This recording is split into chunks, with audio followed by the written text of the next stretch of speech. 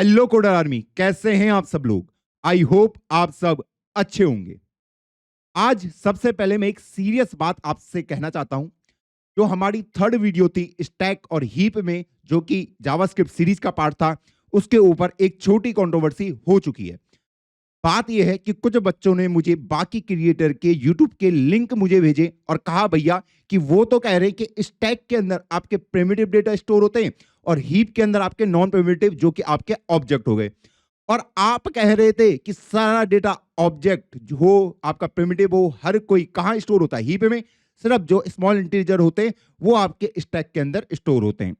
तो कौन सही कह रहा है? उन्होंने कहा वही सही कह रहे हैं, क्योंकि उनके जो सब्सक्राइबर हैं, जो फॉलोअर हैं, वो बहुत ज्यादा हैं। दोस्त, ये कोई लॉजिकल आर्गुमेंट नहीं हुआ। सब्सक्राइबर फॉलोअर तो पुलिस सुपरस्टार के भी मुझसे बहुत ज्यादा हैं, तो तुम उनकी बातों का यकीन थोड़ी मान लोगे।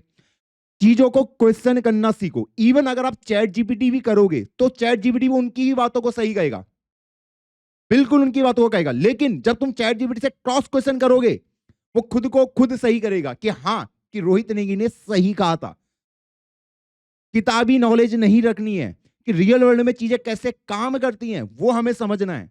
अगर ये कॉन्सेप्ट अगर सी प्लस प्लस में बात की जाती तो बिल्कुल उनका आर्गुमेंट सही होता, लेकिन जावास्क्रिप्ट में वो आर्गुमेंट आपका होल्ड नहीं करता। तो उसके बाद मैंने खुद उन वीडियोस को जाके देखा, उन 10-15 मिनट की वीडियो को। मैंने 1-1.5 घंटे का लेक्चर बनाया जिसमें मैंने पूरा एक्सप्लेनेशन दिया, पूरा आर्किटेक्चर डिस्कस किया।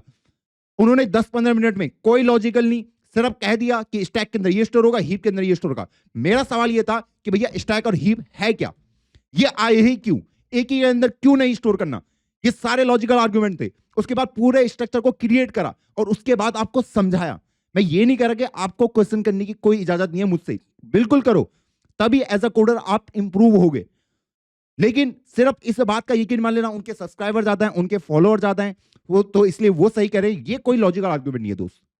ऐसे तो मैं भी कुछ भी फ्लैक्स कर सकता हूं। मैं कह सकता हूं कि यार उनके पास गेट की रैंक नहीं है, मेरे को इंडिया का हाईएस्ट प्लेसमेंट मिला था 2 करोड़ का, इसलिए मेरी बातों का यकीन मानो। नहीं, मैं किसका प्रूफ दे रहा हूं कि भैया वो चीजें कैसे काम कर रही है। और आपको यकीन नहीं आता तो भैया जाओ इंटरनल इंप्लीमेंटेशन चेक करो। चैट जीपीटी कर रहे हो, उसको और इंटरनली पूछो, वो फिर सही आंसर देगा। इवन कुछ बच्चों ने करा भी और उनको फिर एट द एंड यही पता चला कि मैं सही कह रहा था। दोस्तों, चीजों को क्वेश्चन करो। सिर्फ आपको ऊपर ऊपर का नॉलेज नहीं होना चाहिए, आपको इन डेप्थ नॉलेज होना चाहिए, क्योंकि अब एआई आ चुका है। अभी जो वेब डेवलपमेंट चल रहा है उसमें लोग सिर्फ सिंटैक्स डिस्कस करते हैं यार आप लोगों से कि ये होता है। अरे क्यों होता है वो सवाल कौन करेगा? कौन करेगा बताओ वो सवाल? आप ऐसे ही एक बढ़िया कोडर बन जाओगे। खुद सोचो यार, मैं अगर तुम्हें प्रॉमिस कर रहा हूं ना कि इस कोर्स के कंप्लीट होने के बाद तुम सीधा जूनियर से सीनियर लेवल डेवलपर कैसे सोचते हैं, कैसे सिस्टम को डिजाइन किया जाता है, तो मैं उस प्रॉमिस पे खड़ा उतर रहा हूं और तुम्हें हर एक लॉजिक का वो दे रहा हूं एक्सप्लेनेशन कि ऐसा क्यों होता है। तो जाओ, खुद से भी चीजों का एक्सप्लोर करो। कोई कुछ भी कहता है सीधा यकीन मत मारो, खुद से भी एक्सप्लोर करने की कोशिश करो दोस्तों। अभी आज के लेक्चर में मैं एक फंक्शन डिस्कस करूंगा, उसका एक फॉर्मूला है। उस फॉर्मूले को, इतना सिंपल फॉर्मूला, उसको कोई डिस्कस तक नहीं करता कि ये फॉर्मूला क्रिएट कैसे हुआ।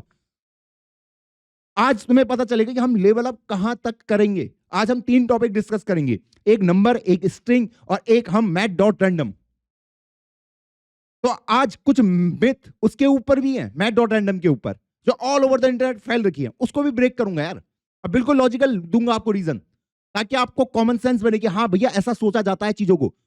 अभी मेरा एक दोस्त था, उसका इंटरव्यू था, उसको पूछ लिया कि उसने प्रोजेक्ट में गोलैंग का इस्तेमाल कर रखा था। उन्होंने कहा आपने इसका इस्तेमाल क्यों किया, इसका क्यों नहीं किया? उसके पास कोई एक्सप्लेनेशन नहीं था, कोई नहीं था। तो इंटरव्यू में आपसे सिंटैक्स कभी भी डिस्कस नहीं करे जाते। जब भी आप डेवलपमेंट करते हो आपसे लॉजिकल चीजें पूछी जाती है। क्यों? उनको देखना ये सोचता है या फिर जो बोल दिया उसका यकीन नहीं। अगर आपको कल कोई इंटरव्यू में जाके पूछे कि जावास्क्रिप्ट ही क्यों तुमने फ्रंट एंड के लिए इस्तेमाल करी, क्यों सी प्लस प्लस नहीं, या फिर कोई और लैंग्वेज नहीं, तो तुम्हारे पास दोस्त एक्सप्लेनेशन होना चाहिए, होना चाहिए। इस लेक्चर को कंप्लीट करने के बाद, उसके बाद भी तुम्हें और सोचना है कि भैया इसमें और क्या इंप्रूवमेंट हो सकता है, तब तुम एज अ डेवलपर इंप्रूव होगे। तो थोड़ा मैं गुस्सा हो गया था यार, वो हो जाता है कभी कभी। चलो फिर लेक्चर को स्टार्ट करते हैं। सबसे पहले वीडियो को लाइक कर दो। और देखो यार, तुम में से बहुत बच्चों ने सब्सक्राइब नहीं कर रखा है, 60% बच्चों ने।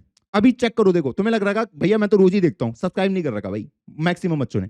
बहुत बुरा लगता है कि इतनी मेहनत मैं कर रहा हूं और आप उतना भी एक लाइक, एक सब्सक्राइब या फिर एक कमेंट कर दो कमेंट बाप सीरीज फॉर जावास्क्रिप्ट। अगर जो कमिटमेंट करी है उसके ऊपर पूरी तरीके से खड़ा हूंगा और आपके दिमाग को खोलूंगा, सिर्फ सिंटैक्स नहीं रटने दूंगा आप लोगों को। चलिए आते हम स्क्रीन के ऊपर।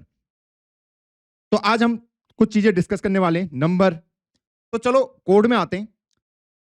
तो नंबर के बारे में आज हम पढ़ेंगे। तो भैया हमें पता है कि नंबर को हम किस तरीके से स्टोर करते हैं। लेट ए इक्वल टू, अगर मैंने 10 लिखा उसके बाद मैं उसको प्रिंट करा सकता हूं कि कंसोल लॉग करा और ए को मैंने इस तरीके से प्रिंट करा सकता हूं। तो इसको अगर मैं ओपन इंटीग्रेटेड टर्मिनल करता हूं तो ये टर्मिनल खुल गया और इस फाइल को अगर रन करना है तो इस तरीके से हमने इसको रन कर दिया। ओके, ऐसे अगर मेरे पास फ्लोटिंग पॉइंट नंबर है, ओके 344.68 0.68, ये ऐसी अगर मैं इसको प्रिंट करना चाहूं तो हम इसको भी प्रिंट कर सकते हैं। ओके, अब दोस्तों यहां पे ना हमारे पास कुछ मेथड्स प्रेजेंट है जो मैं इन नंबर के ऊपर लगा सकता हूं। क्या क्या वो मेथड्स हैं कि जैसे ये बी है ना, मैं यहां पे चाहता हूं यार कि मैं ना सिर्फ 2 डिजिट तक ही लूं, मुझे सारी डिजिट नहीं चाहिए, मुझे 4 के 4 नहीं चाहिए, मुझे सिर्फ 2 डिजिट तक ही चाहिए। ओके, तो मैं यहां पे लिख सकता हूं टू फिक्स्ड, ये एक हमारे पास फंक्शन है। हाँ, और यहां पे मैं मार्क कर सकता हूं 2। इससे ये होगा कि ये अगली 2 डिजिट तक का ही नंबर को उठाएगा आपको, ठीक है, डेसिमल के 2 डिजिट तक के ही उठाएगा। तो अगर मैं इसको रन करता हूं तो आपको आंसर मिला 345.68। अगर मैं इसको 1 कर देता हूं तब क्या होगा कि डेसिमल के बाद सिर्फ 1 डिजिट तक ही उठाएगा। पर यहां पे अभी अगर हम देखें तो इसने करा इसको 345.7। तो इसमें इसने क्या किया होगा इसने आपकी वैल्यू को राउंड ऑफ कर दिया, क्योंकि 6821 को वो क्या कर सकता है, जो ऐसा आप राउंड ऑफ करते हो कि 8 था यहां पे तो चलो इसको 7 बना देते, तो मैंने इसको राउंड ऑफ करके आपको दिखा दिया। अब सवाल दोस्त मेरा यहां पे ये है, ये आपको जो ये आउटपुट में दिख रहा है ये आपका नंबर है या स्ट्रिंग है? सवाल करो ना खुद से। हाँ भैया, भैया ये क्या है, नंबर ही तो लग रहा है। चेक कर लेते हैं क्या ये नंबर है। ये तो स्ट्रिंग निकला। हाँ जी, ये एक स्ट्रिंग है। ये बी टू फिक्स आपको एक स्ट्रिंग रिटर्न करके देता है। और एक और चीज, अगर मैं आपसे सवाल करता हूं यहां पे कि जब मैंने ये करा बी टू फिक्स्ड 1, क्या इससे बी की वैल्यू चेंज हो गई होगी? क्या इससे बी की वैल्यू चेंज हो गई होगी? अगर मैं इसको यहां ना करते हुए यहां पे अगर करता यहां पे, तो क्या इससे बी की वैल्यू चेंज हो गई होगी? क्या ये देखते हैं, क्या बी चेंज हुआ है? रन किया, नहीं, बी चेंज नहीं हुआ है। अगर आप इस डेटा को देखोगे तो ये क्या है, हमारे पास नंबर है। नंबर क्या होते हैं आपके पास? प्रिमिटिव। और प्रिमिटिव क्या होते हैं? इम्यूटेबल। कि मतलब इस नंबर को मैं चेंज नहीं करूंगा। ये कहेगा कि मैं आपको एक नया नंबर क्रिएट करके दूंगा जैसे आप इस फंक्शन को कॉल करोगे। तो जो नंबर रिटर्न हो क्या है उसको आप कहीं भी स्टोर करा सकते हैं। तो ये जो है ये मुझे एक नया नंबर लाके दे रहा है। नंबर ना बोलते मैं उसको स्ट्रिंग बोलूंगा क्योंकि अभी हमने चेक करा। तो लेट सी, तो अब हम देखेंगे 345.7 और इसका अगर मैं टाइप ऑफ चेक करता हूं तो आप इसका टाइप ऑफ भी यहां पे चेक कर सकते हैं, जो कि आता है एक स्ट्रिंग। तो आज के बाद अगर आपको पूछे कि भैया ये क्या रिटर्न करता है तो आपको बोलना है स्ट्रिंग करता है, और एक नई स्ट्रिंग आपको रिटर्न करके देगा। बी के ऊपर कुछ चेंज नहीं होंगे क्योंकि हमें पता है ये जो डेटा है 345.6821 ये इम्यूटेबल है, इसके ऊपर मैं कुछ चेंज नहीं कर सकता। क्लियर? इसलिए आपको एक नई स्ट्रिंग रिटर्न करके दे देता है। चलिए ये तो समझ आ गया। अब मैं इनके ऊपर और क्या क्या ऑपरेशन लगा सकता हूं। ऐसे ही मेरे पास और भी हैं कि मान लो मैं console.log b dot to precision, ये क्या है भैया, मैं मान लो यहां पे 5 डाल दिया तो ये मुझे क्या करता है देखते हैं भाई। तो इसने मुझे आंसर लग दिया 345.68 कि आपको कितनी प्रिसिशन वैल्यू लेनी है। जैसे मैंने 5 डाला तो 1 2 3 4 5, इसने 5 डिजिट उठाई। अगर मैं इसको 6 कर देता तब क्या होता? अगर मैं इसको 6 कर देता तो ये मुझे 6 डिजिट ला के देता। अगर मैं इसको 4 कर देता तो क्या करता? देखो ना खुद से करके, तो 345.7। तो मतलब ये भी आपको राउंड ऑफ करके दे रहा है। बस यहां पे आप बता सकते हैं कि भैया आपको कितनी प्रिसाइज वैल्यू यहां पे चाहिए। अब ये भी आपको स्ट्रिंग ही रिटर्न करके देता है। तो नंबर के ऊपर मैं ये ऑपरेशन इजीली अप्लाई कर सकता हूं। अब अगला देखते हैं कि मैंने ये तो देख लिया, प्रिसीजन का भी मीनिंग मैं समझ गया। अब अगला क्या है? B dot. अब यहाँ पे आपके पास ना अलग अलग टाइप के ऑप्शन यहाँ पे आपके पास आ रहे हैं कि 2 फिक्स हो गया, 2 एक्सपोनेंशियल हो गया, 2 लोकल एट स्ट्रिंग हो गया। तो इनका आप उतना प्रयोग नहीं करोगे, ठीक है। एक आप स्ट्रिंग का प्रयोग बहुत ज्यादा करोगे कि भैया मेरे पास नंबर है उसको मैं इस मेथड से स्ट्रिंग में कन्वर्ट कर सकता हूं कि भैया ये जो भी है मेरे पास ये वाला, ये अब आपका स्ट्रिंग में पूरी तरीके से कन्वर्ट हो गया। तो ये जो 3 है ये काफी इंपॉर्टेंट है, इन्हीं को आपको ध्यान में रखना है। क्या भैया इसको रट दूं? रटने की जरूरत नहीं है भाई, मुझे भी याद नहीं है, मैंने भी बी डॉट डाला, ऑप्शन आपके पास आ गए, पर उनके ऊपर खटर पटर करो, आपको समझ आ जाएगा कि अच्छा ये यहाँ पे होने वाला है। तो ये तो हो गया हमारे पास नंबर का खेल। अब थोड़ा दिमाग का लेवल बढ़ाते हैं। अब तुम्हें पता भी तो चलना चाहिए यार, भैया कुछ पढ़ा रहे हैं बढ़िया तरीके से। हाँ भैया कुछ पढ़ा तो रहे हैं, ओके। मैं तुम्हें एक सवाल पूछता हूं कि हम नंबर को एक और तरीके से क्रिएट कर सकते हैं। क्या कहा? नंबर को एक और तरीके से क्रिएट कर सकते हैं। कैसे? मैंने कहा मैं नंबर को ऐसे भी क्रिएट कर सकता हूं कि let a equal to new keyword का इस्तेमाल करूंगा। अब मैं यहां पे लिख दूंगा नंबर, ठीक। और जो भी नंबर मुझे यहां पे क्रिएट करना हो, मान लो मुझे 20 को क्रिएट करना है, तो इस तरीके से नंबर को क्रिएट कर सकता हूं। तो अगर मैं इसको प्रिंट कराऊं तो आप देखोगे ये प्रिंट होके क्या आता है। तो आपको ये है, ये अजीब सा क्यों दिख रहा भैया? नंबर 20 इस तरीके से क्यों दिख रहा? दोस्तों अभी चेक करते हैं इसका टाइप ऑफ क्या है, ये देख लेते हैं। ए का जो इसने क्रिएट करा, अच्छा कि जब मैं न्यू कीवर्ड का इस्तेमाल करता हूं, ये मेरे लिए नंबर तो क्रिएट कर रहा है, लेकिन वो एज एन ऑब्जेक्ट उसको ले रहा है। समझ गए? हाँ, कि भैया मुझे चाहिए कि भैया मैं जब भी नंबर क्रिएट करूं, जब मैं नॉर्मल तरीके से नंबर क्रिएट करता हूं, ये तो हमारा हो गया हमारा नॉर्मल तरीके से, हाँ। लेकिन मैं चाहता हूं कि भैया नंबर को मैं ऑब्जेक्ट की तरह क्रिएट करूं, तो आप इस वाले मेथड का यहां पे इस्तेमाल करोगे, ठीक। हाँ जी, तो यहां पे मैं आपको दिखा भी देता हूं कि यहां पे नीचे वाले में टाइप ऑफ बी आपको नंबर ही दिखाएगा, लेकिन जब आप इस तरीके से इस्तेमाल करते हैं तब ये इसको एज अ ऑब्जेक्ट ट्रीट करेगा। क्लियर है ये चीजें? हाँ भैया ये चीजें अब क्लियर है। अब पर इस मेथड का इस्तेमाल क्यों करना है? क्या इस मेथड का इस्तेमाल करना चाहिए आप लोगों को? बाकी कहेंगे करना चाहिए, मैं कहूंगा नहीं करना चाहिए। ये बहुत ही फालतू मेथड है, बहुत ही फालतू। फालतू पर क्यों भैया? नंबर तो क्रिएट कर ही रहा है ना। अभी मैं आपको बताता हूं क्यों ये फालतू है। मैं आपको अगर बताऊं, मैंने एक और नंबर ले लिया, let b equal to new number 20। आप खुद बताओ, अगर मैं यहां पे लिखता हूं console.log, क्या मेरा a इक्वल टू बी के बराबर है? आपको क्या लगता है आउटपुट क्या आएगा? आपको क्या लगता है आउटपुट क्या आएगा यहां पे? भैया आउटपुट तो ट्रू ही आने चाहिए कि ये ए भी 20 है बी भी 20 है, तो ट्रू आएगा। मैंने क्या कहा? वो ऑब्जेक्ट है। वो क्या है? ऑब्जेक्ट है पहले तो, ओके। सोचो, तो अगर मैं इसको रन करता हूं तो आपके पास आंसर आया फॉल्स। फॉल्स भैया, 20 क्या 20 के इक्वल नहीं होता मेरे दोस्त, ये है ऑब्जेक्ट। ये क्या है? ऑब्जेक्ट हैं। और ऑब्जेक्ट कैसे कंपेयर होते हैं? अगर मुझे दो ऑब्जेक्ट को कंपेयर करना है तो वो दोनों के दोनों एक ही वैल्यू को पॉइंट आउट करने चाहिए, उन दोनों के रेफरेंस सेम होने चाहिए ऑब्जेक्ट में। क्लियर है? मतलब अगर मैं आपसे बोलूं हम ऑब्जेक्ट कैसे क्रिएट करते थे, अभी आपको क्लियर हो जाएगा, घबराना नहीं है।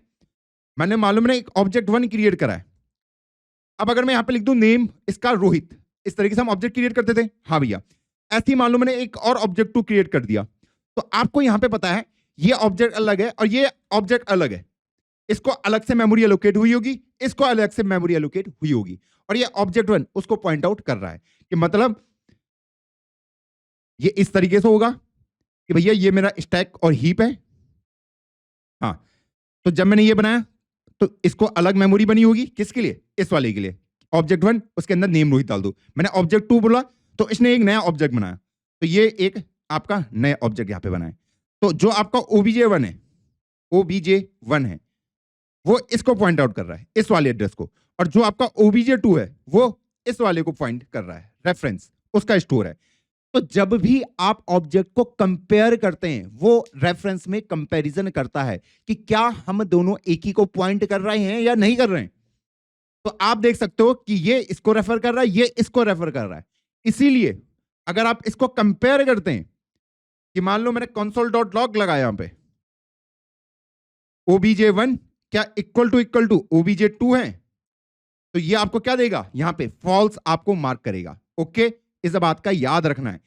और अगर मैं इसको इस तरीके से ना बनाते हुए ये लिखता कि भैया let object 2 equal to object 1, तो इस केस में क्या होता? वो अब आपको ट्रू मार्क करके देगा। इस केस में हमने क्या कहा है कि भैया हमने ऑब्जेक्ट 1 क्रिएट करा है और ऑब्जेक्ट 2 भी अब ऑब्जेक्ट 1 को ही रेफर करेगा, कि ऑब्जेक्ट 2 भी ऑब्जेक्ट 1 को ही रेफर करेगा, ये भी इसी को करेगा। एक ही बार क्रिएट हुआ है, ये अब नीचे वाला क्रिएट नहीं होगा, आपका ये वाला क्रिएट नहीं होगा।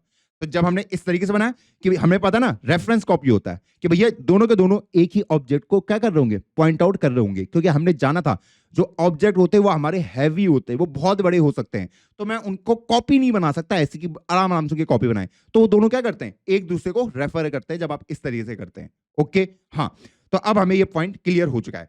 तो सेम अगर मैं अब आपसे आर्ग्यूमेंट यहां पे करता हूं ऊपर वाली के लिए, इसके लिए, अब आपको ये क्लियर हो गया होगा कि जब ये एज अ ऑब्जेक्ट ट्रीट होगा, जब ये क्या होगा एज एन ऑब्जेक्ट यहां पे ट्रीट हो रहा होगा, तो यहां पे क्या करेगा न्यू नंबर, तो इसने इसे एज अ ऑब्जेक्ट ट्रीट किया है, तो एक न्यू नंबर 20 अलग क्रिएट हुआ होगा, एक न्यू नंबर 20 अलग क्रिएट हुआ होगा। और ये क्या है आपका, ये भी आपका ऑब्जेक्ट है, ये भी आपका ऑब्जेक्ट है, और ये एक इसको पॉइंट कर रहा होगा और दूसरा इसको पॉइंट कर रहा होगा। तो जब भी आपके ये कंपैरिजन होते हैं ऑब्जेक्ट के, वो रेफरेंस के बेसिस पे होते हैं कि हम एक ही को पॉइंट कर रहे हैं, क्या हम एक ही को कर रहे हैं। तो आप देख सकते हैं कि इसके लिए 20 नंबर अलग क्रिएट हुआ है यहां पे, और इसके लिए नंबर 20 अलग क्रिएट हुआ है। ये अलग लोकेशन है, ये अलग लोकेशन है। तो अब अगर आप यहां पे चेक करोगे तो आपको दिखेगा क्या कि भैया ये आंसर फॉल्स है। हां, अगर आप इस तरीके से करते, इस तरीके से करते ये, तो अब ये एक ही को पॉइंट कर रहे होंगे, तो इस केस में अब ये क्या देगा, ट्रू देगा। तो ऐसी दोस्तों इन्वेस्टिगेशन होती है। तो हमें याद रखना है जो हमारे प्रिमिटिव डेटा होते हैं उसमें डेटा कॉपी होता है, और जो हमारे ऑब्जेक्ट्स होते हैं उसमें रेफरेंस कॉपी होता है। ओके, जब मैं इस तरीके से कॉपी करने की कोशिश करता हूं, ठीक है। ओके भैया, तो अब हमें ये क्लियर हो चुका है। तो अब आपको लग रहा होगा कि भैया इस मेथड को क्यों इस्तेमाल नहीं करना, क्योंकि हम तो सिर्फ डेटा को डेटा की तरह देख रहे हैं। हम क्या कर रहे हैं, डेटा को डेटा की तरह देख रहे हैं। तो कितना गंदा बन जाएगा कि आपने एक नंबर क्रिएट करा इसी तरीके से, और आपके पास दूसरा नंबर भी आपने ऐसे ही क्रिएट करा। यहां पे मुझे मतलब किस चीज से, मुझे सिर्फ इन दोनों वैल्यू को कंपेयर करना था, 20 और 20 को। हाँ, लेकिन ये फिर भी आपको क्या दे सकता है, फॉल्स दे सकता है, क्योंकि वो बोलेगा भैया ये अलग है, ये अलग है, जबकि वो दोनों एक ही है। तो इसीलिए हम इन मेथड का इस्तेमाल नहीं करते। ये दे रखे पर इनका इस्तेमाल नहीं करना आपको। बहुत ही रेयर टू रेयर केस में होगा, पर जनरली नहीं करते हैं, नहीं करते इन केसेस का इस्तेमाल। प्रेजेंट है, क्यों नहीं करना मैंने आपको एक्सप्लेन कर दिया है। इवन आपको पता है कि हमें, अगर मैं यहां पे कराऊं कि अगर मैं यहां पे कराता हूं console.log, मेरे पास मान लो कोई नंबर है, उसको मैं बुलियन में कन्वर्ट करता हूं, ये 0, तो आपको पता है ये क्या किस पे कन्वर्ट होगा, भैया ये फॉल्स में कन्वर्ट होगा, है ना, क्योंकि 0 को क्या माना जाता है, फॉल्स माना जाता है। अगर मैं इसको 10 लिख देता तो ये सारी कंडीशन आपकी क्या होती है, ट्रू होती। लेकिन अगर मैं इसको इस तरीके से क्रिएट करता, न्यू नंबर 0, तो आप देखना इसके लिए ये ट्रू ही मार्क करेगा। ये देखो कितना गंदा बिहेवियर है इसका, ये देखो दोनों में ट्रू। ऐसा क्यों हुआ, ऐसा क्यों हुआ, पर 0 के लिए भी ट्रू, 10 के लिए भी ट्रू, 20 के लिए भी ट्रू, ऐसा क्यों, क्योंकि ये है आपका ऑब्जेक्ट। ये क्या है आपका दोस्त, ऑब्जेक्ट है। ऑब्जेक्ट अगर एम्प्टी भी होता है ना, ऑब्जेक्ट अगर एम्प्टी भी होता है तब भी उसके लिए ट्रू आता है। ऑब्जेक्ट के अंदर कोई वैल्यू भी प्रेजेंट है, जैसे अगर मैं यहां पे डाल दूं नेम रोहित, तब भी वो ट्रू ही मार्क करता है। अगर आप उसको बुलियन में कंपेयर करने की कोशिश करते हो तब भी वो ट्रू ही मार्क करता है। तो अगर ऑब्जेक्ट आपके एम्प्टी है, इवन मैं अगर एरे को भी एम्प्टी कर दूं, यहां पे एरे को भी अगर एम्प्टी कर दूं, उसके लिए भी ये ट्रू ही मार्क करेगा, क्योंकि वो ऑब्जेक्ट आपके हीप के अंदर कहीं ना कहीं, इवन आप बोलेंगे भैया जब उसके अंदर वैल्यू ही नहीं है, जैसे 0 है तो 0 तो फॉल्स होता है। हाँ, अब ये एरे के अंदर तो कुछ है ही नहीं। अरे दोस्त, उसको हीप के अंदर मेमोरी तो मिली है ना, हाँ, ये मेमोरी तो मिली है ना, हाँ, और इसका रेफरेंस कहां स्टोर है, यहां पे स्टोर होगा। तो उसको सिर्फ ये देखना है कि भैया यहां पे जो वैल्यू है ये क्या किसी को पॉइंट कर रहा है, नहीं कर रहा है।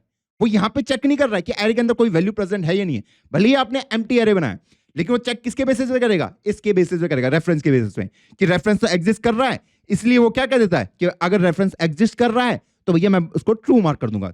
इसीलिए आप देखते होंगे कि जब हम यहाँ पे नल करते हैं तो तब उस केस में आपको फॉल्स देता है। तो नल को भी हम क्या बोलते हैं कि एक टाइप का ऑब्जेक्ट ही है, हाँ जी, और नल का मतलब है कि मैं किसी को रेफर नहीं कर रहा हूं, मैं किसी को रेफर नहीं कर रहा हूं। तो आपको पता है कि यहाँ पे हमने क्या लिया कि बुलियन था, सबसे पहले हमारे पास एम्प्टी ऑब्जेक्ट था। एम्प्टी ऑब्जेक्ट भी आपकी कोई ना कोई मेमोरी लेगा, और यहाँ पे उसका क्या स्टोर होगा, रेफरेंस स्टोर होगा, एड्रेस। रेफरेंस का मतलब क्या है, सिंपल, यहाँ पे उसका एड्रेस है। तो सिर्फ एड्रेस को चेक कर रहा है कि क्या ये एड्रेस एग्जिस्ट करता है, नहीं करता है, ऐसे करके कोई एड्रेस होगा जो इसका होगा। तो इसके बेसिस पे वो चेक कर रहा है, सिर्फ वो देख रहा है अच्छा एड्रेस तो एग्जिस्ट कर रहा है, तो मतलब मैं उसको क्या मार्क कर दूं कि वो ट्रू है। ठीक, इवन आपके पास वहां पे एम्प्टी है, ऐसे ही आपके ऑब्जेक्ट के साथ भी होता है कि अगर मेरा ऑब्जेक्ट है, इसको मेमोरी एलोकेट तो ये भले एम्प्टी है, हाँ, तो ये इसको यहाँ पे अगर इसका एड्रेस होगा और आप उसको बुलियन में कन्वर्ट करने की कोशिश करोगे तो वो आपको ट्रू ही मार्क करेगा। वो सिर्फ आपके रेफरेंस को चेक कर रहा है। इस पॉइंट को याद रख लो, समझ जाओ, इसके पीछे का पूरा एक्सप्लेनेशन है। अब मैं तुमसे यहाँ पे क्या सवाल पूछ सकता हूं, क्या सोच सकते हैं कि क्या सवाल मैं आपसे यहाँ पे कर सकता हूं? इसका आंसर मैं आज आपको नहीं दूंगा, पर मैं आपको सोचने का तरीका बताना चाहता हूं। ये तो मैंने प्रूव कर दिया, इसको इस्तेमाल नहीं करना। अरे दोस्त, अगर मैं तुम्हें बोलूं, मैंने तो सिर्फ बी को क्रिएट करा था ना, लेट बी इक्वल टू ये वैल्यू ली थी। इसके पास ये मेथड कहां से आ गई कि dot to string, dot to precision? इनको तो मैंने क्रिएट ही नहीं किया। इन मेथड्स को, इन फंक्शन को तो मैंने क्रिएट किया ही नहीं। ये कहां से मेरे कोड के अंदर आ गए? मैंने सिर्फ एक वेरिएबल लिया था जिसके अंदर मैंने ये डाले थे, लेकिन मैं इस बी के ऊपर ये वाले मेथड को इस्तेमाल कर पा रहा हूं। पर ये मेथड आया कहां से? दोस्तों, इसको ही क्यूरियोसिटी जगाना बोलते हैं। आप इसके ऊपर रिसर्च करना। अभी मैं इस टॉपिक को कवर नहीं कर रहा हूं, आने वाले वीडियोस में मैं इसको कवर करूंगा जब मैं आपको प्रोटोटाइप के बारे में बताऊंगा।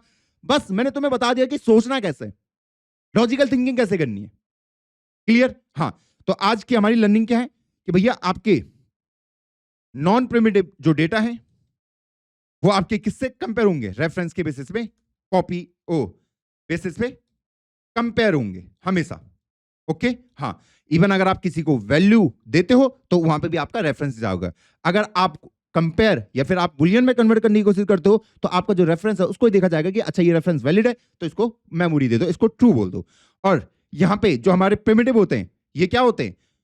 Copy by value. ये वैल्यू के बेसिस में कॉपी होते हैं कि अगर मैं यहां पे लिख दूं लेट a इक्वल टू 10 और let b equal to 20, sorry let b equal to a, हाँ जी, तो a के अंदर जो वैल्यू थी 10 वो b के अंदर जा चुकी है और दोनों को अलग अलग मेमोरी लोकेशन एलोकेट हुई होगी, है ना? हाँ, ये लीजिए। तो इसको अगर मैं प्रिंट कराता हूं console.log, क्या a इक्वल टू b है, तो हम देखेंगे ये हमें ट्रू देगा क्योंकि यहां पे कंपैरिजन होगा प्रिमिटिव डेटा का। किसके बेसिस पे? डेटा के बेसिस पे। यहां पे कंपैरिजन होगा, यहां पे रेफरेंस के बेसिस पे नहीं होगा, यहां पे डेटा के बेसिस पे होगा। और जो आपके ऑब्जेक्ट्स होते हैं वहां पे कंपैरिजन कैसे होता है? नॉन प्रिमिटिव वाले, वहां पे रेफरेंस के बेसिस पे कंपैरिजन होगा। क्या दोनों एक ही को रेफर कर रहे हैं या नहीं कर रहे हैं? डेटा को नहीं देखेंगे, और यहां पे डेटा को देखेंगे यार इनके पास सेम ही डेटा है। इस पॉइंट को याद रखो, समझो क्यों ऐसा कहा गया। अब हम बात करेंगे मैथ के बारे में, वो क्या होता है चलिए उसको समझते हैं। ऊपर वाले को मैं कमेंट कर देता हूं। चलिए, सारे कमेंट हो चुके हैं। अब देखो दोस्तों, मेरे पास एक और चीज होती है, एक हमारे पास एक और ऑब्जेक्ट होता है मैथ नाम का। ये क्या होता है? मान लो मैं आपको ये है, इस तरीके से आपको मैथ का इस्तेमाल करना है, डॉट करके एब्सोल्यूट। मान लो आपको कोई नेगेटिव नंबर है, ठीक है, आपको इसको पॉजिटिव वैल्यू चाहिए, एब्सोल्यूट वैल्यू चाहिए, तो मैं इसको एब्सोल्यूट वैल्यू इस तरीके से निकाल सकता हूं, जो कि क्या बन जाएगा? -4 का 4 बन जाएगा, सिंपल सा। ऐसे ही आप इसके ऊपर और भी ऑपरेशन लगा सकते हैं। ये जावास्क्रिप्ट के अंदर एक ऑब्जेक्ट है मैथ, हाँ जी, इसको आप इस तरीके से प्रयोग कर सकते हैं। और क्या क्या है भैया इसके अंदर? अगर मैं मैथ डॉट करता हूं तो आप देख सकते हो यहां से मैं पाई की वैल्यू को भी प्रिंट करा सकता हूं। मैथ डॉट पाई करा तो जो भी आपकी पाई की वैल्यू है वो आपकी यहां पे प्रिंट हो जाएगी। ऐसे ही हमारे पास और क्या क्या ऑप्शन है, तो करो ना, इसको एक्सप्लोर करो, मैथ डॉट करो, और क्या क्या है यहाँ पे डॉट देखो भैया। अच्छा, log 10 की भी वैल्यू निकल जाएगी, हाँ जी निकल जाएगी log 10 की। ये देखिए ये है 2.3, ये ठीक, इसके बेस क्या है? ई है। तो इस तरीके से आपके पास बहुत सारे यहाँ पे ऑप्शन प्रेजेंट है दोस्त। अगर मैं यहाँ पे और भी आपको अगर दिखाऊं तो मैथ डॉट अगर मैं करता हूं तो आपके पास इतने सारे यहाँ पे ऑप्शन है। स्क्वायर रूट ऑफ 2, तो आपको 2 का स्क्वायर रूट ये बता देगा। तो ये लाइब्रेरी, ये ऑब्जेक्ट आपके पास प्रेजेंट है जो आपके लिए बेसिक काम कर देता है। अब मेरे कोड में और किस तरीके से इस्तेमाल हो सकता है, तो चलो देखते हैं ना, क्या दिक्कत है। console.log, अरे यार मैं मैनुअल काम क्यों कर रहा हूं। अब इसके पास कुछ मेथड्स भी हैं जो नीचे अभी हमने देखे, ठीक है, ये हैं जो आपको डायरेक्ट वैल्यू प्रोवाइड करते हैं, इसलिए ये इस फॉर्मेट में आपको दिख रहे हैं। यहाँ पे उसने क्या भी रखा है, ये क्या है।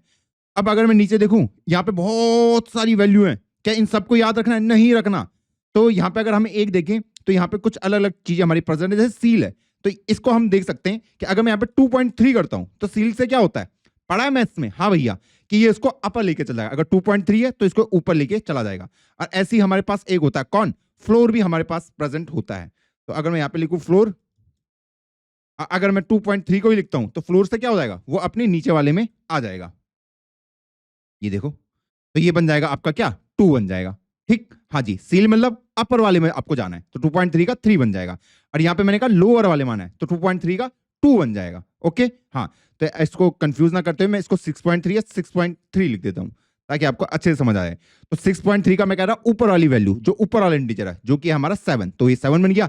6.3 का लोअर वाली वैल्यू, जो कि हमारा क्या है 6, तो ये बन गया है 6। और क्या क्या हमारे पास यहाँ पे प्रेजेंट है, चलिए वो भी चेक कर लेते हैं। अगर मैं यहाँ पे मैथ डॉट करता हूँ, नीचे हम अगर आते हैं तो आपके पास यहाँ पे बहुत सारी चीजें प्रेजेंट है। फ्लोर है, लॉग, आप लॉग की वैल्यू निकाल सकते हो कि log 10 अगर मैं यहाँ पे 20 की निकालता हूँ तो भैया इसका आंसर क्या आता है, तो यहाँ पे देखो इसका आंसर ये आ रहा है। ठीक है, इसका मतलब कि 10 की पावर कितनी कि वो 20 के इक्वल हो जाए, तो बोलेगा 10 की पावर, जब मैं ये करूंगा तो इसकी वैल्यू 20 बन जाएगी। और क्या क्या है, बहुत सारी चीजें दोस्तों यहाँ पे। तो तुम इनको खुद से भी एक्सप्लोर कर सकते हो। जैसे एक हमारे पास यहाँ पे मैक्सिमम, कि मेरे पास मान लो कुछ नंबर प्रेजेंट है इस तरीके से, मुझे ढूंढना है इनमें से मैक्सिमम वैल्यू किसकी है, इन चारों में से, तो ये आपको बता देगा 3 4 2 1 इन सब में से मैक्सिमम है। ऐसी आपका मिनिमम वाला भी काम करेगा। अगला जो सबसे इंपॉर्टेंट है इसके अंदर, जिसको मैं डिस्कस करता हूं और जिसको पढ़ाने में मुझे बहुत मजा आता है, और इसका प्रयोग तो आप बहुत करोगे, मैथ डॉट। अगर हम नीचे आते हैं इसके ऊपर ऐसे करते हुए, यहां पे बहुत सारी चीजें प्रेजेंट है। देखो 10 की वैल्यू आप निकाल सकते हो, स्क्वायर रूट निकाल सकते हो किसी का, साइन की वैल्यू निकाल सकते हो, अलग अलग चीजों को आप निकाल सकते हो, इवन वैल्यू को आप राउंड ऑफ भी कर सकते हो। ये है हमारा एक फंक्शन मैथ डॉट रैंडम। अब ये क्या है मैथ डॉट रैंडम, चलो ये हमारा एक कुछ इंटरेस्टिंग चीज हमारे पास है। तो अगर मैं इस कोड को रन करता हूं, मैथ डॉट रैंडम करता क्या है, अच्छा भैया ये कुछ वैल्यू लेके आया, भैया दोबारा रन करना एक बार, अच्छा फिर से कुछ वैल्यू लेके आया, फिर से रन करना, इस बार नई वैल्यू लेके आया। तो मैथ डॉट रैंडम है क्या, मैथ डॉट रैंडम आपके लिए कोई रैंडम वैल्यू जनरेट करता है। रिपीट करो मेरे साथ, मैथ डॉट रैंडम क्या करता है, आपके लिए एक रैंडम वैल्यू जनरेट करेगा। पर भैया वो किस रेंज में होंगी, वो रेंज में होंगी 0 से लेके 1 तक, 1 इंक्लूडेड नहीं होगा, 0 इंक्लूडेड है, कि वो आपके लिए जो भी वैल्यू जनरेट करेगी, ठीक, वो 0 से 1 के बीच करेगी, 0 इंक्लूडेड है, 0 included, it will generate value between 0 and 1 where 0 is included, कि वो 0 भी क्रिएट कर सकता है, बट 1 इज नॉट इंक्लूडेड। मैं यहां पे मैंने इसको लिख दिया है, इसलिए मैंने इस फॉर्मेट में लिखा कि ये जो आपके लिए वैल्यू जनरेट करेगा, कि भैया मिनिमम वैल्यू जो आपकी आ सकती है 0, मैक्सिमम 1 नहीं आ सकती, लेकिन 0.99999 ऐसे करके आपकी आ सकती है। ओके, तो हर बार ये नया नंबर आपके लिए जनरेट करके देगा। अब भैया इसका इस्तेमाल हम कहां करेंगे, सवाल ये है। मान लीजिए आपने बहुत मेहनत करी और आपने सोचा यार भैया एक सट्टेबाजी का गेम बनाते, किसका, सट्टेबाजी का, सट्टेबाजी का एक गेम बनाते हैं। वो गेम सिंपल है, उस गेम में मुझे क्या करना है कि मैं 0 से लेकर 9 तक कोई भी वैल्यू को जनरेट कर, सॉरी, हमें उस सट्टेबाजी का गेम का सिंपल है कि हमारे पास कोई डाइस होगी, उसमें 0 1 2 3 4 5 6 7 8 9 तक कोई भी वैल्यू आ सकती है। यूजर आएगा, पैसा लगाएगा, अगर उसने सही नंबर पे पैसा लगाया है तो उसका पैसा 4 गुना करके उसे दे दिया जाएगा। ओके, हाँ, तो मैं कैसे यहां पे 0 से लेकर 9 तक की वैल्यू को जनरेट कर सकता हूं, कैसे कर सकता हूं कि मुझे एक वैल्यू जनरेट करनी है 0 से लेकर 9 तक, कोई भी एक रैंडम वैल्यू, कोई भी एक रैंडम। पहले प्रॉब्लम स्टेटमेंट समझो, आप एक सट्टेबाजी गेम बना रहे हो जिसमें आप एक नंबर शो करोगे, हाँ, पहले यूजर उसमें पैसे लगाएगा कि शायद अब ये नंबर आएगा, आपको शो कराना है कोई रैंडम नंबर 0 से लेकर 9 तक के बीच का। तो मैं 0 से लेकर 9 तक का कोई भी नंबर कैसे जनरेट कर सकता हूं, तो भैया यार इसके लिए तो बहुत सोचना पड़ेगा। कौन सा डॉट लॉग, अरे थिंकिंग प्रोसेस बढ़ाएंगे ना तुम्हारी। अगर मैं मैथ डॉट रैंडम करता हूं, इससे क्या होगा, मुझे पता है इससे 0 से लेके कहां तक वैल्यू जनरेट होगी, 0 से लेके 1 तक, 1 इंक्लूडेड नहीं है। ओके, लेकिन मुझे वैल्यू एक्चुअल में कहां तक चाहिए, मुझे भैया 0 से लेके 9 तक वैल्यू चाहिए। तो मैं क्या यहां पे कह सकता हूं कि मैं अगर इसको 10 से मल्टीप्लाई कर दूं तो मेरी प्रॉब्लम सॉल्व हो जाएगी 10 से, क्योंकि मुझे पता है यहां पे ये जो भी वैल्यू जनरेट करेगा 0 से लेके 1 तक करेगा, कि 0 0.1 कर दिया, या 0.2 कर दिया, 0.3 कर दिया, कुछ भी कर सकता है, या 0.3316 कुछ भी कर दिया, 0.01028 कुछ भी कर दिया, और हाईएस्ट ये कहां तक जाएगा 0.999999 यहां तक ये जाएगा, 1 तक ये कभी नहीं जाएगा, 1 तक ये कभी नहीं जाएगा। अब सोचो आपके पास ये सारे नंबर है, इनके पीछे भी होंगे और सारी भी चीजें होंगी, ऐसे करके अलग अलग टाइप के ही हैं। ओके, तुम सोचो मेरे पास कोई भी नंबर आता है, कोई भी नंबर आता है, अगर मैं उसको 10 से मल्टीप्लाई कर दूं, 10 से मल्टीप्लाई कर दूं, ठीक है, तो क्या वो कभी 10 बनेगा? नहीं बनेगा। वो हमेशा 0 से लेकर 9 तक के बीच का ही आएगा, हमेशा। आएगा नहीं आएगा? बिल्कुल लॉजिकल है। अगर मैं उसको सबसे छोटे नंबर से मल्टीप्लाई करता हूं 10 को, जो मैंने यहाँ पे इंटू 10 करा है, तो मिनिमम वैल्यू आपको क्या मिलेगी? 0 ही मिलेगी। हाँ, और मैक्सिमम आपको कहां तक मिल सकता है? मैक्सिमम आपको 9.9999 ऐसे करके कोई भी नंबर मिल सकता है। अब बीच वालों के साथ भी ऐसी सीन होगा कि ये 1 पॉइंट ऐसे करके कोई नंबर होगा, या फिर 2 पॉइंट ऐसे करके आपको मिल जाएगा। ये यही तो होगा, सिंपल है। हाँ, मुझे पता है वो 10 नहीं बन पाएगा, क्योंकि 10 बनने के लिए क्या चाहिए होगा कि भैया अब 10 तभी बनेगा जब 1 से मल्टीप्लाई होगा, जब यहाँ पे 1 आएगा, पर 1 तो कभी आ नहीं सका, इसलिए यहाँ पे वैल्यू कहां से कहां तक जनरेट होंगी? 0 से लेके कहां तक? 0.9999 तक। ओके, हाँ, तो अगर मैं इनमें से किसी को भी 10 से मल्टीप्लाई करता हूं तो क्या होगा? जो उनकी पहली डिजिट है वो इस लेफ्ट साइड को खिसक जाएगी, तो आपको इस टाइप के नंबर जनरेट होते हुए वहां पे दिखेंगे। दिखेंगे नहीं दिखेंगे? ये वाले, ये तो दिखेंगे। तो अगर मैं इसको आउटपुट आपको दिखाता हूं तो आप देखोगे 8 point, 3 point, 8 point, 5 point, 7 point. Okay, हाँ भैया, ठीक है। पर भैया मुझे तो 0 से लेकर 9 दिखाना है, इनको कैसे हटाऊं? ये पीछे वालों को कैसे हटाऊं? क्या करना पड़ेगा? फ्लोर करना पड़ेगा। अभी हमने फ्लोर के बारे में सीखा था ना। हाँ, तो अगर मैं मैथ डॉट फ्लोर कर दूं, मैथ डॉट फ्लोर कर दूं, सील क्यों नहीं करना? सील क्यों नहीं करना? सील भी तो कर सकते थे, सील से वो ऊपर जा सकता है। कौन सा वाला? जैसे 9.99 है, इस पर अगर मैं सील करूंगा तो ये 10 बन सकता है, तो मैं चाहता हूं ये नीचे आए। तो अगर मैं इनके ऊपर क्या लगा दूं? फ्लोर लगा दूं, तो 0 का तो 0 बनेगा, 1.23 का 1 बन जाएगा, 2.3 का 2 बन जाएगा, ऐसी 9.99 का 9 बन जाएगा।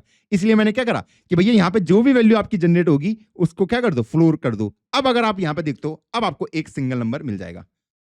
देखो, ये इस तरीके से 1 आ गया। ये देखिए कितने आसान तरीके से हमने कर दिया, कितने आसान तरीके से।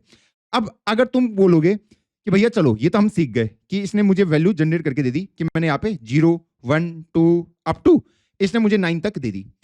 अब मैं तुमसे सवाल पूछता हूं, तुमसे पूछता हूं कि अभी मैं 0 से लेकर 9 तक की वैल्यू को जनरेट कर पा रहा हूं। ओके, हाँ, कि कोई भी रैंडम वैल्यू मैं जनरेट कर सकता हूं 0 से लेकर 9 तक।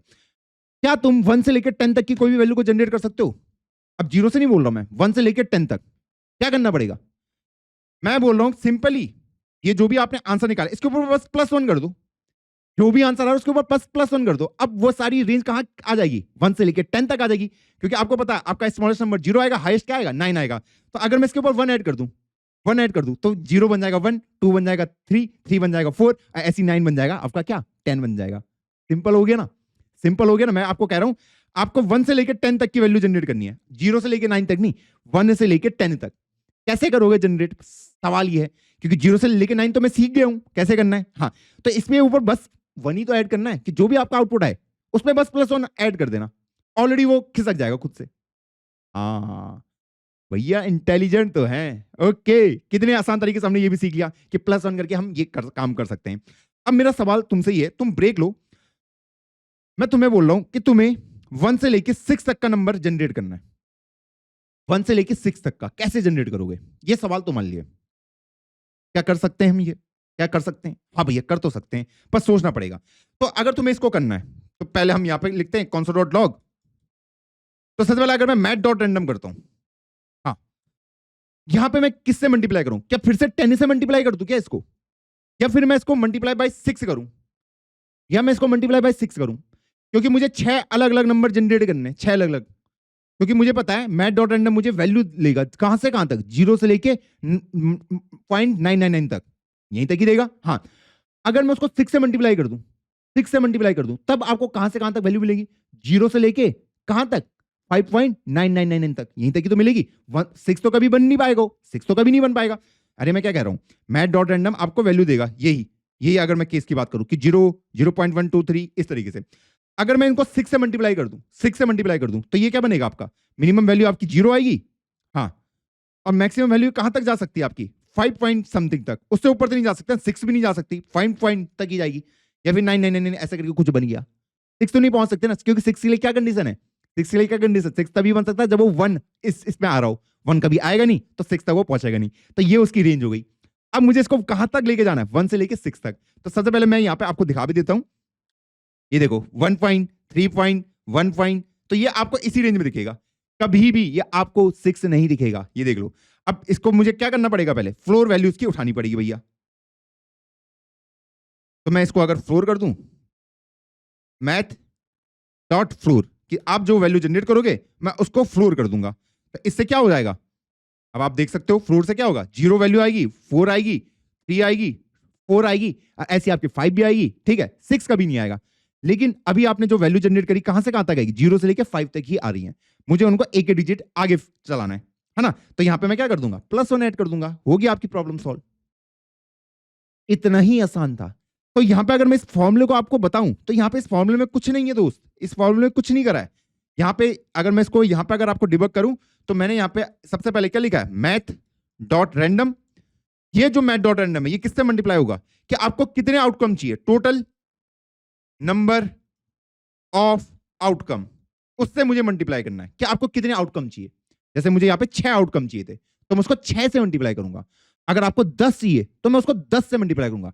अगर आपको 20 आउटकम चाहिए तो मैं उसको 20 से करूंगा। बिल्कुल लॉजिकल है कि उससे क्या होगा, 20 अगर मुझे मान लो 20 चाहिए, 20 आउटकम चाहिए, मान लो मुझे 0 से लेकर 19 तक की वैल्यू को जनरेट करना है तो मैं उसको 20 से तो मल्टीप्लाई करूंगा क्योंकि 20 नंबर है टोटल हो। हाँ, तो मुझे पता जो हाईएस्ट वैल्यू आएगी जो उसको मल्टीप्लाई करने के बाद आएगी, अगर मैं मैथ डॉट रैंडम को इससे मल्टीप्लाई करता हूं तो मुझे पता वो 0 से लेकर कहां तक जाएगी, 19.999 तक जा सकती है, उससे ऊपर नहीं जा सकती, कभी भी नहीं जा सकती, कभी भी नहीं जा सकती।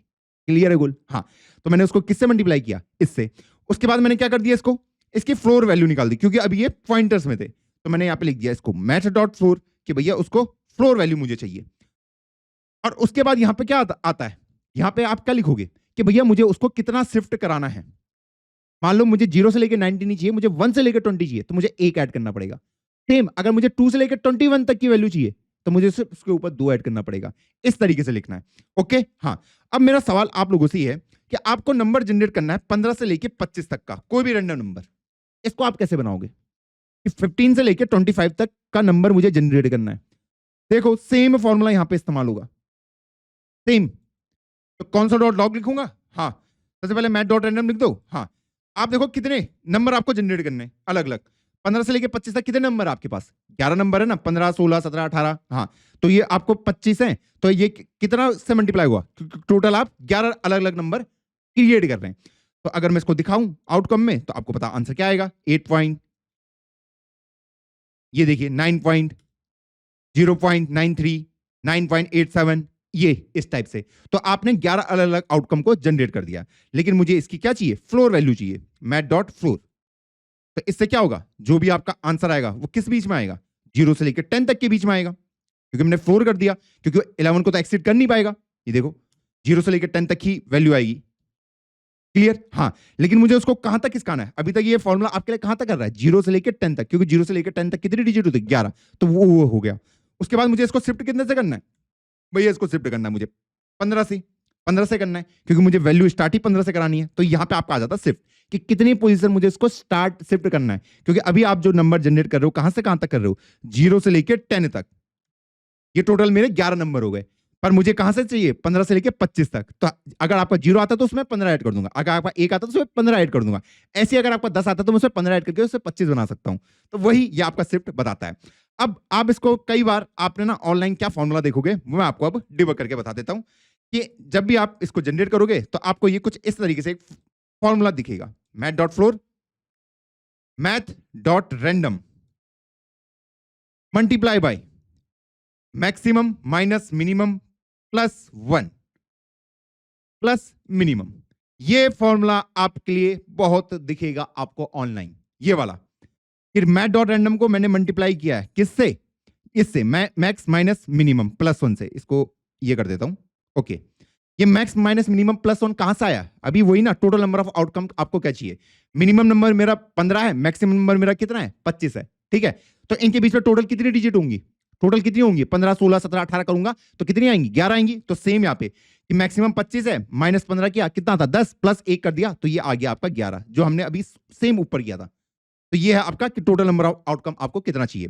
और ये मिनिमम क्या है कि आपको कितना शिफ्ट कराना है, तो मिनिमम जो स्टार्टिंग है वो यहां से, तो ये मिनिमम आपका यहां पे इसलिए नजर आ रहा है। क्या अब आपको फॉर्मूला क्लियर है, इसको एक बार और देखो और डिकोड करो। मैंने आपको फॉर्मूला भी एक्सप्लेन कर दिया, लोग सीधा फॉर्मूला बता के चल जाते हैं कि भैया इसको याद कर लो, याद नहीं करना दोस्त, इस फॉर्मूले को तुम कभी भी खुद से जनरेट कर सकते हो, पूरा लॉजिक समझा दिया। नहीं आया, रिपीट करो, जिसको यहां तक समझ आ चुका है, स्वाद आ चुका है, लिख दो भैया अच्छे से स्वाद आ गया है। अब इसको मैं कहां यूज कर सकता हूं? चलो फिर इसकी पहले मिथ ब्रेक करता हूं भैया। क्या क्या मैं इसको ओटीपी जनरेट करने के लिए यूज कर सकता हूं? ओटीपी ओटीपी क्या होते हैं भैया? ओटीपी मेरा 4 डिजिट का नंबर होता है। हाँ, 4 डिजिट का तो होता है मेरे ख्याल से। हाँ, और 4 डिजिट का अगर ये नंबर है तो मैं यहां पे क्या चाहता हूं कि ये जो 4 डिजिट का नंबर है कि मतलब 1000 से लेके ये 99999 तक कोई भी नंबर मेरे लिए जनरेट करके दे दे। ओके, ओटीपी जनरेट करना है, 4 डिजिट का ओटीपी आता है तो वो इसी की रेंज में आएगा। तो इसको हम कैसे कर सकते हैं? वही कि कौन सा डॉट लॉक करूंगा, अब आप खुद देख लो। मैथ डॉट रैंडम लिखा मैंने, मुझे पता है ये 0 से लेके 1 तक की वैल्यू जनरेट करेगा। मुझे कितने नंबर ऑफ आउटकम चाहिए, इसको इससे माइनस कर दो, तो सेम मल्टीप्लाई बाय कितने इनके बीच में 9999 माइनस 1000 प्लस 1, इतने नंबर ऑफ डिजिट इसके बीच में। ठीक, और उसके बाद मैंने इसको क्या कर दूंगा, मैं इसको मैथ डॉट फ्लोर कर दूंगा, क्योंकि मुझे पता वो डेसिमल में रहेगा, डेसिमल पार्ट मुझे नहीं चाहिए। ये लीजिए, और प्लस जो आपकी मिनिमम वैल्यू है जो कि आपकी 1000 है, ये इस तरीके से मैंने लिख दिया। तो अब आपका 4 डिजिट का ओटीपी जनरेट हो जाएगा। देखो 1015 1202 9486 3450 ओटीपी जनरेट करना आप सीख चुके हैं। अब अगर ये नॉर्मल वेब डेवलपमेंट का बैच होता तो मैं आपसे ये कहता कि भैया ये तरीका सिक्योर नहीं है ओटीपी जनरेट करने के लिए। ये तरीका सिक्योर नहीं है ओटीपी जनरेट करने के लिए। क्यों नहीं है? क्यों नहीं है भैया? रैंडमली तो जनरेट कर रहा है, ये रैंडमली तो जनरेट कर रहा है, कोई भी 4 डिजिट को रैंडमली जनरेट कर दे रहा है। हाँ, अब इसको थोड़ा ऊपर लेके चलते हैं। मैं आपको एक बात बोल देता कि यहाँ पे जो ये मैथ डॉट रैंडम है, ये कोई रैंडम नंबर जनरेट नहीं करता, ये सिर्फ आपका इल्यूजन क्रिएट कर रहा है कि मैं आपके लिए एक रैंडम नंबर जनरेट कर रहा हूं। इसलिए हम इसको इस्तेमाल नहीं करते। हमारे पास कुछ क्रिप्टोस लाइब्रेरी है, हम उनका प्रयोग करते हैं रैंडम नंबर जनरेट करने के लिए, इसका प्रयोग नहीं करते। हाँ भैया, ये तो हमने सुना है, बाकी लोगों ने भी सेम ही चीज कही है। हाँ, कि कुछ लोगों को गलतफहमी होती है और कुछ लोग उसको सही करा देते हैं। ओके, मेरा सवाल तुमसे ये है, क्यों क्यों हम मैथ डॉट रैंडम का प्रयोग नहीं करते हैं ओटीपी जनरेट करने के लिए? और क्यों ऐसा कहा जाता है कि मैथ डॉट रैंडम आपके लिए कोई रैंडम वैल्यू जनरेट नहीं कर रहा है? और मैं सच बताऊं दोस्त, अभी एक लड़का था यहीं का है, एनएसयूटी का, जिम भी आता है, उसने मुझे कहा था कि भैया मुझे इंटरव्यू में ना यही सवाल पूछ दिया कि मेरे लिए, वो पाइथन में कोडिंग करता है, तो उसके लिए यही कहा गया कि तुम्हें एक मैथ डॉट रैंडम फंक्शन बनाना है जो तुम्हारे लिए रैंडम नंबर जनरेट करे, उसको इंप्लीमेंट करके मुझे दिखा दो, इंप्लीमेंट करके दिखा दो। क्योंकि यहाँ पे दिमाग चलाना है, दिमाग चलाना है। उसको आइडिया नहीं था, उसने पढ़ा ही नहीं था, उसने मुझे बताया, फिर मैंने उसको एक्सप्लेन किया। समझ तो नहीं आया उसके, क्योंकि मैं वर्बली एक्सप्लेन कर रहा था, लेकिन आपको समझ आएगा सब कुछ, सबको समझाऊंगा आज। आप खुद सोचो, क्या मैं कोई एक ऐसा फंक्शन क्रिएट कर सकता हूं कि मैं उस फंक्शन को कॉल करूं और वो फंक्शन मुझे आंसर लाके दे दे कोई भी रैंडम नंबर? मैं मान लो एक, आपको खुद से एक रैंडम फंक्शन बनाना है जावास्क्रिप्ट के अंदर या किसी भी लैंग्वेज के अंदर, इस रैंडम फंक्शन को जब भी कॉल किया जाएगा, हाँ, ये मेरे लिए एक रैंडम वैल्यू जनरेट कर देगा। कौन सी? 0 से लेके कहां तक? 0.9999 तक। मुझे बस यूजर को इस रैंडम फंक्शन को कॉल करना है और आपको आउटपुट में इनके बीच में कोई वैल्यू देनी है। क्या आप ये कोड लिख सकते हैं? ये तो कर रहा होगा, ये बिहाइंड द सीन में ऐसे काम हो रहा होगा, कुछ ना कुछ हो रहा होगा ना, कोई रॉकेट साइंस तो नहीं है। तो आप कैसे करोगे इस प्रॉब्लम को सॉल्व, मुझे बताओ। कर सकते हैं? यार भैया यार, आप ना कुछ ज्यादा ही हमारे दिमाग के ऊपर प्रेशर डाल देते हैं। डिस्कस करें, प्रॉमिस कर रहा हूं तुम भूल नहीं पाओगे जो आज मैंने डिस्कस किया, और इससे तुम्हें पता भी चलेगा कि क्रिप्टो लाइब्रेरी क्यों सेफ है। उसको मैं आज एक्सप्लेन नहीं करूंगा कि क्रिप्टो लाइब्रेरी कैसे इस प्रॉब्लम को सॉल्व करती है, वो तुम्हारे लिए होमवर्क होगा, और उसको मैं बैकएंड में कवर कर दूंगा कि भैया क्रिप्टो लाइब्रेरी क्यों हमारी क्या होती है, सिक्योर होती है, कि क्यों हम उसको यूज करते हैं रैंडम नंबर जनरेट करने के लिए, इसको नहीं करते क्यों। मैं बोला तुम पहले इस फंक्शन को खुद से कोड लिखो, कुछ कोड लिखो यहाँ पे, तो कोई रैंडम नंबर जनरेट हो जाए इससे इसके बीच का। आप सोचोगे भैया मेरे दिमाग में तो कोई भी मेथड नहीं आ रहा है जिससे मैं एक ऐसा फंक्शन बना पाऊं जिससे मैं 0 से लेके 0.99 तक कोई भी वैल्यू को जनरेट कर सकता हूं। बहुत ही मुश्किल लग रहा है। मुश्किल क्यों लग रहा है दोस्त? तुम्हें एक कोड ही तो लिखना है। देखो चलो मैं वन ऑफ द मेथड तुम्हें बताता हूं। इनिशियली मुझे कोई तो नंबर लेना पड़ेगा, हाँ कोई तो नंबर लेना पड़ेगा। मान लो मैंने कोई भी एक नंबर ले लिया ऐसे करके 2340, ओके, कुछ ना कुछ तो तुम्हें लेना पड़ेगा, ओके। उसके बाद मैं इस नंबर के ऊपर कुछ मैनिपुलेशन करूंगा, इसको तोड़ूंगा, मरोड़ूंगा। हाँ, और उसके बाद आपको इस रेंज में कोई आंसर दे दूंगा। मान लो मैंने ऐसे करके इसको, जो भी नंबर था, मैंने कहा सबसे पहले इस नंबर का स्क्वायर रूट कर देना। ये मैं अपने कोड के अंदर डाल रहा हूं कि इनिशियली मैंने एक नंबर लिया, उसका मैंने स्क्वायर रूट कर दिया, उससे आपका कुछ डेटा जनरेट हुआ है, उससे फिर आपको एक नया नंबर मिलेगा अगर आप इस नंबर का स्क्वायर रूट करा। हाँ, 2340 का जो भी आपका स्क्वायर रूट आएगा। फिर आपने बोला यार इस जो स्क्वायर रूट आया है इसको मैं 1239 से मल्टीप्लाई कर दूंगा। ओके, तुमने 1239 से उसको मल्टीप्लाई कर दिया, यही तो है, कुछ नहीं है भाई, तुम्हें लगता होगा कोई रॉकेट साइंस है। हाँ, उसके बाद तुमने इसको इससे मल्टीप्लाई कर दिया और लास्ट में फिर तुमने बोला यार इसको ना मैं हैश कर देता हूं, हैशिंग इसके ऊपर लगा देता हूं, हैश कोड निकाल देता हूं। हैशिंग क्या होती है? SHA 256 अगर मैं आपको दिखाता हूं तो अगर आप यहाँ पे कुछ नंबर दोगे ऐसे ऐसे करके, हाँ जी, तो आपको ये एक कुछ हैश वैल्यू दे देता है। ये अभी आपकी हेक्साडेसिमल फॉर्म में नजर आ रही है। आप कोई भी नंबर इसको दोगे तो ये आपको एक हैश वैल्यू दे देगा, ठीक है। ये अभी आपकी हेक्साडेसिमल फॉर्म में। हैशिंग क्या होती है, क्या अभी आपको पता है? नहीं पता, चलो कोई दिक्कत नहीं, हम फ्यूचर में डिस्कस कर लेंगे इसके बारे में, ठीक है। चलो अभी इसको नहीं लेते। तो उसके बाद मान लो मैंने हैश ना करते हुए कुछ और, चलो इसके ऊपर कर लेते हैं। उसके बाद जो भी वैल्यू आई उसका मैंने क्यूब निकाल दिया कि भैया उस वैल्यू को क्यूब कर दो, जो भी वैल्यू आपकी आई है। मान लो इसके बाद मल्टीप्लाई 1239 से किया, उसका मैंने जब क्यूब निकाला तो एक बहुत बड़ा नंबर आ गया। मान लो आपका 10 आया होता तो 10 का क्यूब 1000, तो आपका वो आ गया। उसके बाद जो आपका आया, हाँ जी, तो उसके बाद आपने बोला यार अभी तो मेरे पास कुछ आ रहा है, मैंने बोला अब इसको ना 10,000 से डिवाइड कर दो या फिर इतने बड़े नंबर से डिवाइड कर दो। हाँ, डिवाइड कर दो। और उसके बाद आपने डिवाइड करके आपने बोला कि भैया अब ये जब डिवाइड आया है तो उसके बाद जो आपके पास नंबर बचे डेसिमल के बाद वाले, उनको मैं रिटर्न कर दूंगा। डेसिमल के बाद वालों को मैं रिटर्न कर दूंगा। इस तरीके से आप अपना इसको बना सकते हैं। मान लो आपका अगर नंबर आया ऐसे करके,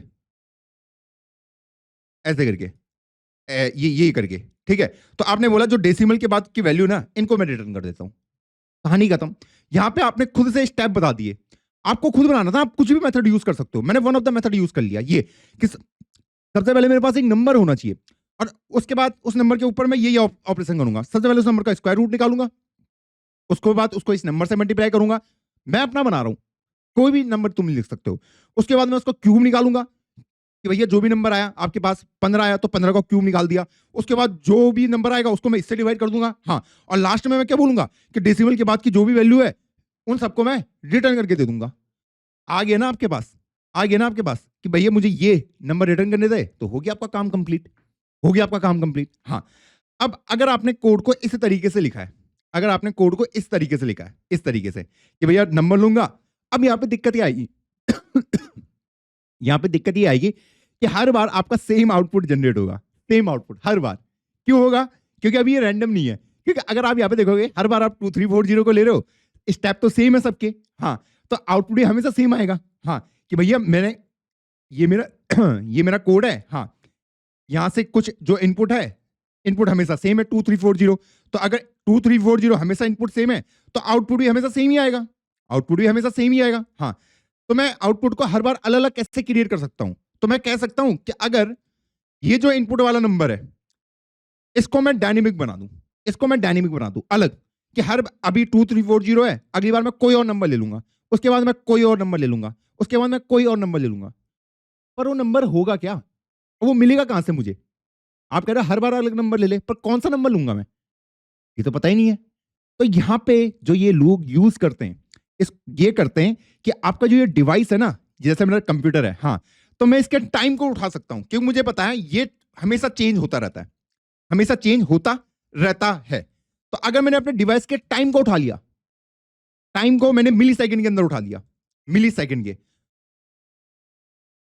ऐसे आप टाइम को भी उठा सकते हो। जावास्क्रिप्ट की हेल्प से आप सीधा किसी भी डिवाइस के टाइम को निकाल सकते हो। तो वो वैल्यू आपको कुछ ऐसे मिल जाएगी कि ऐसे करके कोई वैल्यू मिल जाएगी। तो जब भी आप इस फंक्शन को कॉल करोगे तो यहां पे आप ये नंबर ना देते हुए 2340 ना लिखते हुए आप बोलोगे मुझे इस डिवाइस का टाइम दे दो, डिवाइस का टाइम दे दो। या भी हम फ्यूचर के लेक्चर में सीखेंगे कि उसके लिए हमारे पास क्या मेथड है कि मैं इस डिवाइस का टाइम निकाल पाऊं। तो इनपुट में क्योंकि टाइम हमेशा चेंज होगा, अभी आप वो भी किसमें हो, मिली सेकंड के अंदर है, टाइम तो बार बार चेंज होता रहता है। अभी मुझे कोई रैंडम नंबर निकालना है तो अभी टाइम कुछ और है, तो ये टाइम की वैल्यू अगर अलग होगी तो ये कुछ और वैल्यू जनरेट करेगा। फिर कुछ टाइम बाद फिर से अगर किसी और ने कॉल किया है तो अब डिवाइस का टाइम चेंज हो चुका है, तो अब आपको आउटपुट अलग मिलेगा। तो इसमें क्या हुआ, आपको हर बार अलग अलग आउटपुट मिलेगा। तो आप इनपुट में सिंपल क्या डाल रहे हो, आप टाइम डाल दे रहे हो, टाइम डाल दे रहे हो। और अगर टाइम डाल रहे हो, टाइम तो बार बार चेंज हो रहा है, तो आपको आउटपुट हमेशा अलग अलग मिलेगा। और दोस्त, इसी को हम सीड भी बोलते हैं। क्या बोलते हैं, सीड। एक टर्म तुमने सुनी होगी इसके अंदर, सीड, कि भैया आप इनपुट में क्या दे रहे हो, सीड। सीडिंग क्या है, हमारी टाइम है। तो जो आपका ये मैथ डॉट रैंडम है, ये वाला, ये रैंडम वाला भी ना, आपकी जो सीड वैल्यू है ये आपके टाइम को ही लेता है और उसी के ऊपर मैनिपुलेशन करता है। मैं नहीं कह रहा उसके अंदर उसने यही किया होगा, स्क्वायर रूट वगैरह ये सब कुछ, उसने कुछ और किया होगा, क्या पता उसने क्यूब ले लिया, क्या पता उसने हैशिंग कर दी, कुछ भी कर दिया हो। लेकिन आपको पता है कि जब भी आप सेम इनपुट दोगे तो हमेशा सेम ही आउटपुट आएगा। अगर आप इनपुट सेम दोगे तो आउटपुट हमेशा सेम ही आएगा। तो यहाँ पे हमने इनपुट की वैल्यू को चेंज कर दिया, वो हमने किसके बेसिस पे कर दिया, टाइम के बेसिस में। तो कोड तो हमारा फिक्स है मैथ डॉट रैंडम का। हाँ, तो हम किसके ऊपर खेल सकते हैं, हम सीड वैल्यू के ऊपर खेल सकते हैं कि सीड वैल्यू अगर मैं चेंज करूं तो आउटपुट हमारा हमेशा अलग आएगा। अरे आप खुद देखो ना, अगर मैं, आपने कोई प्राइम नंबर का कोड लिखा है, अगर मैं वहां पे इनपुट में 7 देता हूं तो क्या आएगा, प्राइम। मैं दोबारा 7 दूंगा तो वो यही बोलेगा ना, प्राइम ही है, अगली बार अलग तो नहीं बोलेगा ना। हाँ, अगर इनपुट सेम होता आउटपुट भी सेम ही आएगा। तो सेम है यहाँ पे कि अगर मैं इनपुट को ही चेंज कर दूं तो हर बार मुझे आउटपुट अलग अलग मिलेगा। कोड तो वैसे ही चलेगा, कोड के साथ तो कुछ कर नहीं सकता क्योंकि स्टेप तो बिल्कुल फिक्स है कि भैया ये स्टेप मुझे करने। हाँ, अब यहां पे दिक्कत क्या है, भैया हर बार अलग आउटपुट आ तो रहा है, कोई दिक्कत ही नहीं है, मुझे तो दिक्कत ही नजर नहीं आ रही। दिक्कत है दोस्त, दिक्कत ये है, ये जो कोड है ये सबके पास प्रेजेंट है।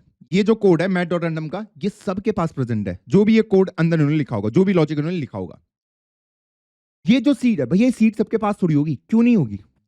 अभी ये आपकी डिवाइस है, इसके ऊपर जो टाइम चल रहा है, अगर कोई हैकर है उसको गेस करना है कि हमने क्या ओटीपी जनरेट करा है, तो उसको सिर्फ आपके इनपुट को जो देखना है कि आपने इनपुट में सीड वैल्यू क्या दी है। अब यहां पे दिक्कत ये आती है कि जो आपने सीड दिया है वो टाइम के बेसिस पे आपने दिया है, किसके बेसिस पे, टाइम के बेसिस पे। और उसके डिवाइस के अंदर भी सेम टाइम प्रेजेंट हो सकता है क्योंकि टाइम तो यहीं से उठा रहा ना। हाँ, तो उसने अगर गेस कर लिया तो इसीलिए कहा जाता है भैया ये सिक्योर नहीं है। अगर उसने आपकी सीड वैल्यू को जो कि टाइम के बेसिस पे उसको अगर गेस कर लिया, गेस कैसे कर सकता हो, क्योंकि भैया उसके डिवाइस के अंदर भी सेम ही टाइम चल रहा है, इसके डिवाइस के अंदर सेम ही टाइम तो चल रहा है। हाँ, तो वो वहां पे गेस कर सकता है और अगर उसने पता चल गया तो भैया आपके ये ओटीपी हैक हो सकते हैं। इसीलिए क्योंकि भैया इनपुट में आप क्या दे रहे हो, सीड वैल्यू, टाइम को दे रहे हो। तो ये जो सीड है ना, इसको हमें रैंडम करना पड़ता है और यही आपका क्रिप्टो जो लाइब्रेरी है वो इसको रैंडम करती है, बाकी कुछ नहीं हो सकता। वो क्रिप्टो लाइब्रेरी इस सीड को रैंडम करती है। मैथ डॉट रैंडम जो है वो सीड को सीधा टाइम के बेसिस पे उठा देता है। हाँ, और कुछ भी है उसके बेसिस पे उठा सकता है, लेकिन ये बिल्कुल प्रिडिक्टेबल है क्योंकि आपके डिवाइस का जो टाइम है दूसरे डिवाइस पे भी सेम टाइम हो सकता है। टाइम तो सेम ही हो सकता है ना। हाँ, तो वो गैस कर सकता है क्योंकि ये इनपुट तो फिर उसके पास भी आ गया तो आउटपुट वो भी गैस कर सकता है आपका कि भैया ये क्या ओटीपी मुझे भेज सकता है।